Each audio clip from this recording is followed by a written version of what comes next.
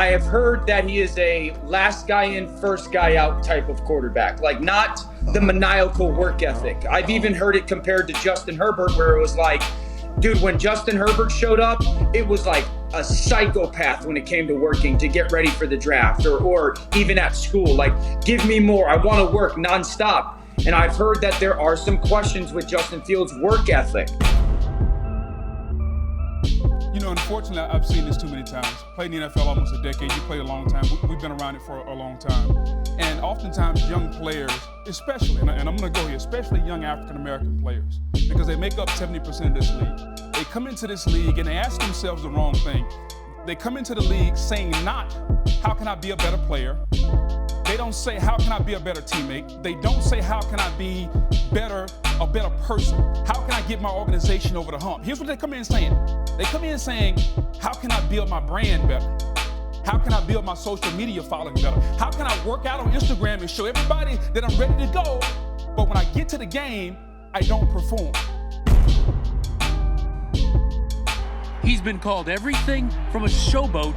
That's an extended celebration if you're an opponent. To immature. I'm an African-American quarterback that may scare a lot of people because they haven't seen nothing that they can compare me to. Gets up, skipping along, takes a bow. Newton saying Wednesday his on-field exuberance is nothing new, and that despite the criticism, he's staying true to himself. I'm doing exactly what I want to do, how I want to do it. And when I look in the mirror, it's me. His comments lighting up the internet, some claiming hypocrisy. I'm a Christian. I've made mistakes myself. I believe fervently in second chances. But Michael Vick killed dogs, and he did in a heartless and cruel way. And I think personally he should have been executed for that. He wasn't.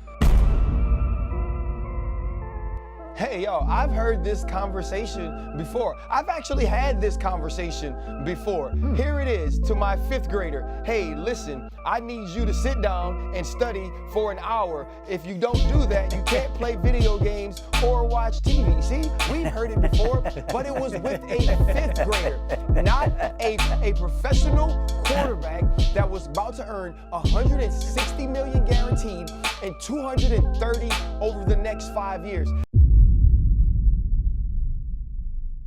I mean, obviously, the black quarterback has had a battle to be in this position that we are, to have this many guys in the league playing.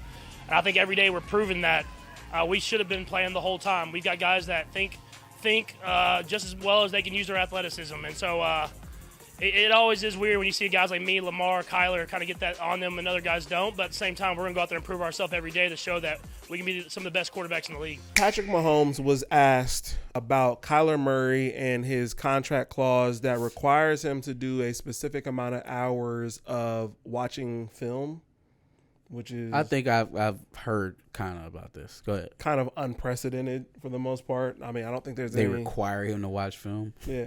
Patrick Mahomes, after a training camp or practice, basically kind of got on there and talked about the unjust criticism that black quarterbacks face as opposed to literally any other quarterback in the league. Sure. Specifically white quarterbacks. And specifically mentioned Lamar Jackson, Kyler Murray, Patrick Mahomes by name. Obviously, the black quarterback has had to battle to be in this position that we are, to have this many guys in the league playing. Every day, we're proving that we should have been playing the whole time. We've got guys that can think just as well as they can use their athleticism. And then he just kind of goes on to say that he thinks it's weird that he constantly has to face criticism that other quarterbacks don't face, which is an age-old trope in the NFL that black quarterbacks can't perform the same way that white quarterbacks can, or if they do, it's something completely different. It's Michael Vick, and you know, when Michael Vick came up, even that sort of play can't sustain itself for very long, or they're not as smart, but they're gifted athletically, and it always seems to be a disconnect between athleticism and cerebralness, like the ability to think and to decipher things but be moving at the same time. It's like, well, damn, Ben Roethlisberger seemed to be able to do it. Not that he was like most nimble of foot, but I mean, Ben Roethlisberger was escapability was up there with the greats. Yeah, you know, even had a little bit of scramble ability in his younger days, his prime days. So Why is it that, I wonder, with the black quarterbacks who seem to have a superior athletic acumen, right, who seem to be above the cloth when it comes to athleticism from the quarterback position, seem to always have that caveat or that knock that they may not have the ability to read coverage or decipher a defense as well, or to take the checkdowns or you know, pre-snap reads and protections and things of that nature, right? Things it that always play has into to an overall football IQ. And even more to that end, when you look at some of the more unathletic quarterbacks, the caveat that's always given them to boost them up is that, oh man, he takes care of the football and he's a doesn't make mental mistakes. Doesn't make mental mistakes. Yeah, he's a game manager. He's a shepherd. It's like you work harder to protect the inadequacies of less athletic quarterbacks than you do to protect the cognitive function of your more athletic quarterbacks. Mm-hmm. How does it not help to be able to run faster than anybody else on the field? How is that a bad thing? How is that a negative for you that the guy throwing the football is the best athlete on the field? Mm-hmm. It seemed to work out when Michael Vick was going to the playoffs all them years. Michael Vick came within one game of a Super Bowl in his MVP season. Donovan McNabb got to a Super Bowl. Mm-hmm. Mm-hmm. Wow. I mean, it's just this idea that it can't be. It can only be done one way. It can only be done playing from the pocket, sitting there taking sacks, or you know, trying to go to your first, second, third read. That's the only way that you can play quarterback in the NFL. Yep. Except for Russell Wilson, they seem to give him a nice long leash. I was gonna say, like, that's the one who kind of seem to give him a nice long leash, boy. They don't touch Russell Wilson at all. He doesn't even completely escape it because he still does get criticism from time to time when he's not playing well. But like, it is not the typical criticism of a black quarterback. That buddy relationship with Roger Goodell does wonders for him. It does absolute wonders for him because he doesn't get half of the shit that Pat, Lamar and Kyler get. Now, with Kyler specifically, I wonder what it was that made them put that in his contract, though. Like, is he really just that not into watching film? Like, he just doesn't watch film at all? I can't believe that. I can't believe it. And like, I don't know. A guy who won the Heisman have that little at that size. A guy winning the Heisman Trophy at that size from quarterback, having that little work ethic. Like, I don't think he's... You can't play the position as well as he does from that size without doing your homework. You got to literally know where guys are going to be and what defenses tend to do to be able to throw the ball at that level from that platform. He's at least 5 to 6 inches shorter than, well, probably more. He's probably like a foot shorter than some of his offensive linemen.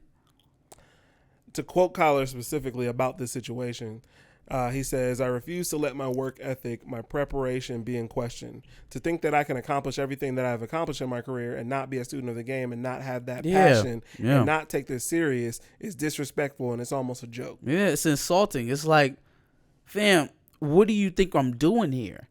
And then also it takes the onus off the coaching staff and the coordinators too. Mm-hmm. So they don't have to wear any of this responsibility. Now you're asking this of Kyler Murray. He has a required time amount of video time that he has to do, of film study. Cool. So what are you asking of your offensive coordinator to make things easier for Kyler Murray? What are you asking of your quarterback's coach to improve him in his reads? What are you asking from everyone else who has a responsibility to make the passing offense work for Kyler Murray? What are you asking of them? Do they have stipulations in their contracts? Do they have benchmarks that they need to hit? As a player, Kyler Murray doesn't even strike me as a person to have the arrogance to just feel like he can just say, fuck film, and I'm going to go and do it. I don't know who he is as a person, right? And I didn't watch him play in college all that much. I'm just saying, for a player to be 5'8", 5'9", and be playing at a dominant rate, he can't see, y'all. Like, you literally can't see out there. Yeah. So you have to be prepared. You can't play at that size without being prepared. It's insulting to think that a player that was drafted that high, as highly touted, you just paid this man a lot of money. It's hard to believe that he would be able to reach that level of success without being like he said, being a student of the game, because he doesn't have the physical gifts that Lamar or Deshaun Jackson or Patrick Mahomes have. Mm-hmm. He's got a cannon for an arm, but it comes out of a 5'9" body. So you don't get there without being able to know where guys are supposed to be, being able to throw anticipatory throws. That stuff comes from film study, from watching guys. Now, is he the best at it? No. If you're asking him to improve on that, then put some benchmarks on his stats like every other player. But saying, hey, Kyler, you don't get your money if you don't come to study. Who are you talking to? Make sure you like, share, and subscribe, and give us your thoughts in the comments below. And tell us what you think about Kyler Murray being required to watch film contractually now. Give us your thoughts. Make sure you check out some of our other videos on NFL, specifically our Brian Flores video that we did not too long ago. And make sure you... That was a minute ago. That was a minute ago, but I think it's one of the last NFL takes that we did? I think. Yeah, okay. Roughly. And make sure you subscribe for more. We like to talk about things as it pertains to black athletes. So make sure you subscribe for more.